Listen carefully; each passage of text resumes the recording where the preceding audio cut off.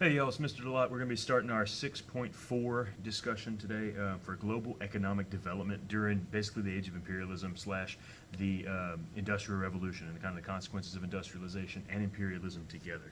And your key question right here is going to be to explain how various environmental factors contributed to the development of a global economy in the period from 1750 to 1900, right? So again, some of this is kind of obvious here, but basically you're going to be talking about the overall economic system, but like natural resources that contributed to economic growth, how these are being used, how they're being exploited or extracted from colonies, that sort of thing.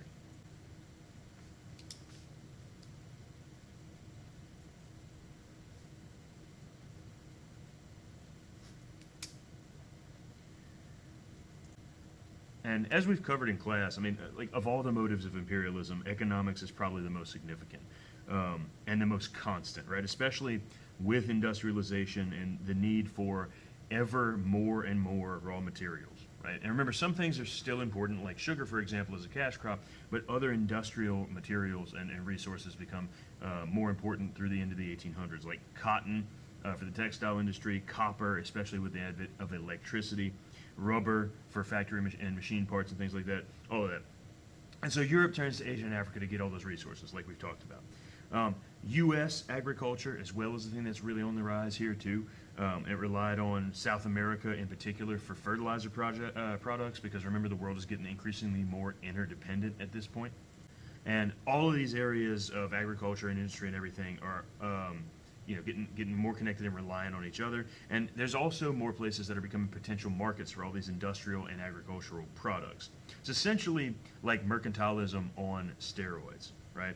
And this is a way to show continuity and change, by the way, if you're looking for one, because it's the same system. It's just got a couple of slight differences, but it's pretty much the same thing, where Europe is producing manufactured goods that they're trying to sell back to the rest of the world, but they're bringing in all these raw materials to make everything out of, right? The colonies are there to make money, but they're also there to feed the machine, to feed the industrialization of Europe and the United States. The colonies also provide cheap labor, but we'll talk more about that later. So anyway, natural resources, new markets, and low-wage labor are the things that drive economic imperialism, combined with all the cultural reasons and beliefs in European cultural superiority and other things that we've talked about as far as our rationales for imperialism. But just real quick, we need to go through some technological developments that affect the global economy during this period. So the good news is a lot of these things we've already talked about, right? A lot of it's just industrial technology that makes economics a lot faster and economic growth a lot faster. And just generally, that's kind of the theme here, is that economic growth is constant and increasing over the course of the 1800s and early 1900s. And improvements in things like transportation and communication that we talked about, right? Railroads, telegraphs, telephones, steamships, all of that stuff is just as important as a bunch of the other stuff that's going on with industrialization, right? Now, railroads, faster access across the land, which means faster trade and easier transportation, right? Like you can move tons of goods with essentially no effort compared to the way you used to have to move everything by manual labor or with sailboats or whatever, right? But the big thing here too is that railroads can make it to interior regions and towns that were not connected by water to the rest of the world, right?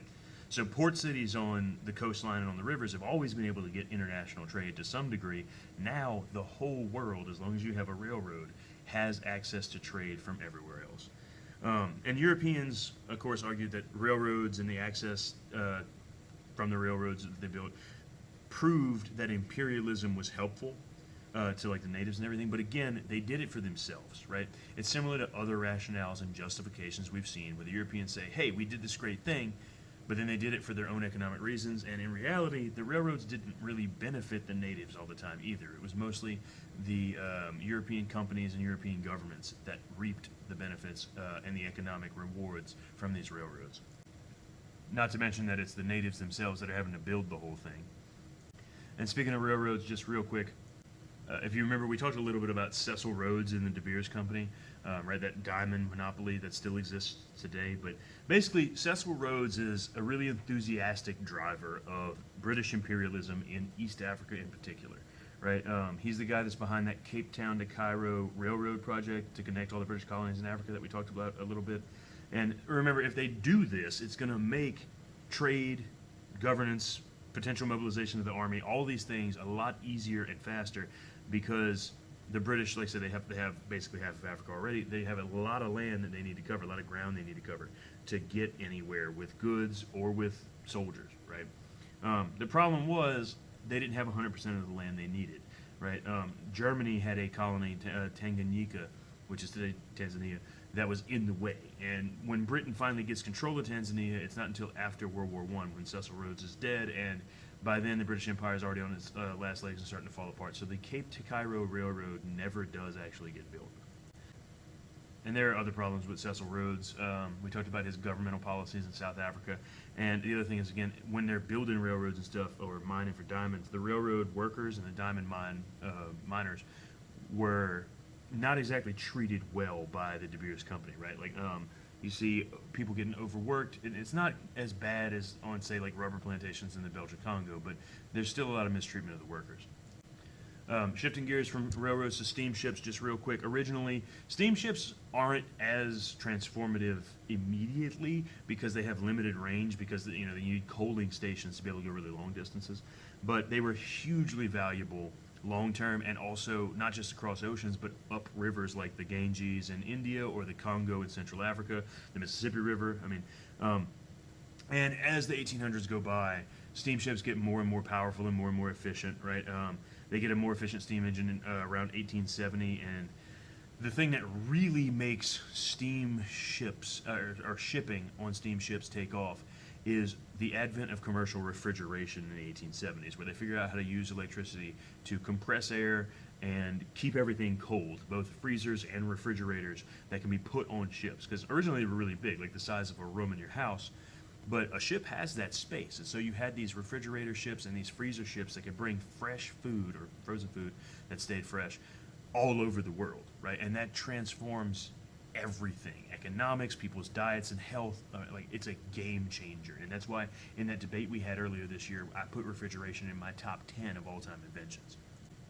Like the refrigerator specifically, it's the same technology as air conditioned fridges and freezers, it's all the same. But either way, the compression principles that we still use now were experimented on by Ben Franklin as early as the mid-1700s, Michael Faraday later on, and other people did a lot of work on this. But it made fresh fruit, fresh meat, fresh vegetables possible over long distances for the first time. With the telegraph, again, essentially instantaneous communication at the speed of light using electricity. Technically, it's invented in 1832, but it doesn't become significant until 1844 when the telegraph is commercialized by Samuel Morse, who also invents Morse code, which is the way to actually communicate using a telegraph, right? A system of dots and dashes that represent different letters that can be done in any number of ways. You can use Morse code with flags, with lights, with radio waves, with just tapping two wires together to make a spark, with the famous telegraph, like beeps that you see in movies and old commercial telegraphs. And again, this is an exponential increase in the speed of everything for communication and governmental communication, international relations, business orders, all sorts of stuff, right? It's essentially instantaneous versus weeks or months or longer to get somewhere to actually bring a message, right? And they laid the first transatlantic cable in 1866 from England to the United States. So now we have essentially instant communication across continents and oceans, right? Britain's adopted the telegraph by 1845. India gets their first public telegraph in 1850. And then England to Australia, the England to Australia telegraph line is finished in 1872. Portugal to Brazil in 1874. And effectively by about 1890, there's a global network of telegraphs that essentially the whole world is connected instantly. Even if you can't get there within a few hours because airplanes haven't been invented, you can communicate and get news and things like that immediately.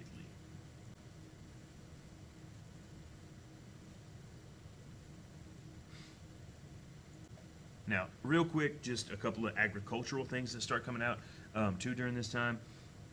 If you remember, at the advent of the 1800s, most of the world is still agrarian, right? Especially in Africa and Asia, everything is still pretty much agricultural, with subsistence agriculture being the norm for most families, where you grow stuff for yourself and your family, right? But as part of the wider shift towards commercialization, we see European countries start to force their colonies into commercial production of cash crops and food, but mostly cash crops, for economic benefit. And that doesn't mean that every single person in Africa or Asia becomes, enthralled on like a Belgian rubber plantation, right? Because I mean, even today, there's still subsistence farmers in Africa, Southeast Asia, even in Latin America, right? But anyway, imperialism pushes subsistence out in at least some places for cash crop commercial agriculture, and it ends local traditions for farming, and like it ends some local cuisine as well, because like if nobody's growing sweet potatoes anymore and you're buying your food from the British East India Company, then that changes like everything down to the way that you eat. And y'all should be familiar with at least some of these cash crops, right? Tea, coffee, sugar was another one that had been there for a long time, right? Continuity. But new industrial cash crops would be things like rubber, palm oil, right? Cotton to feed the textile industry.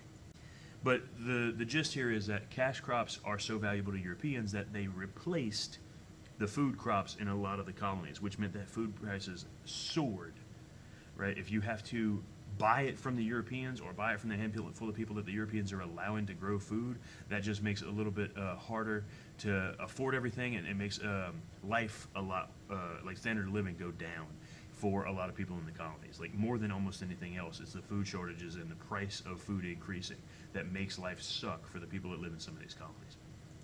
And a couple of other things start to change here too, because as Europeans get richer, the middle class gets bigger. You see a growing demand for like what would have been luxury food products, like meat, for example, right? Particularly for like things like beef, like Argentina, Brazil, Uruguay, the United States, and Australia all start growing more beef, like on cattle ranches, to feed the European and American middle classes that can afford it now. And then remember, we've got refrigerated ships that can bring frozen beef to these places instead of having to worry about getting whole cows. So you get long distance transportation for refrigeration. And the other thing that also gets a lot better, that's almost as important, and I'd say maybe even more important than refrigeration, is canning. Like modern canning using tin and later aluminum cans, where you can take food and it'll be safe to eat for years and years. It's a big deal. Like a ton of people in the world right now have canned food providing like a majority of their calories, right? And then you can can beef like in various ways, and other vegetables and things like that in a bunch of different ways to keep them safe to eat, if not fresh, for long distance transport, right? And the other big thing that I was talking about a second ago with agriculture is going to be, where does all the fertilizer come from, right? Because there's only a certain amount of food that you can grow, or crops that you can grow in general, before you have to artificially put nutrients back into the soil, right? And that's the case today. Like fertilizer is potentially even like an economic crisis today, because so many farmers rely on non-natural fertilizer. And in the 1800s especially, the biggest thing they used for fertilizer was guano, which y'all might be familiar with as bat poop, but guano technically is also bird poop, and particularly it comes from Chile, okay? Chile has a really, really long coastline that's very rocky and good for seabirds, and for literally millions of years, birds have been flying and nesting on the coastline of Chile and leaving behind huge deposits of guano. Which is highly sought after for fertilizer because it's got a ton of phosphates and nitrates and just nitrogen in general that plants really need. And the guano deposits go up and down the coast of most of South America. And it's just because of the coastal climate. It's also dry, so it's not just fresh guano, but it's guano that is sitting in sometimes hundreds of feet tall, like stacks on the side of the ocean that are not quite fossilized, but in a dried, hardened state that's easy to go and like process and ship. And so guano mines for fertilizer still exist on the west coast of South America now. But from the 1840s to 1880s, billions of tons of guano were dug by hand, mostly by Chinese and Polynesian immigrants, and later by industrial equipment. But almost all of it gets shipped to the United States, some to Argentina, some to other parts of the world to be used as fertilizer, because we have such a high growing population and so much more agricultural demand that they need the fertilizer for their crops. But anyway, that's where we'll start for today. We'll keep talking about other raw materials and the concept of export economies later on, which is what the colonies are going to be forced into, where they're producing raw materials that they ship back to the mother country. So just be thinking about that.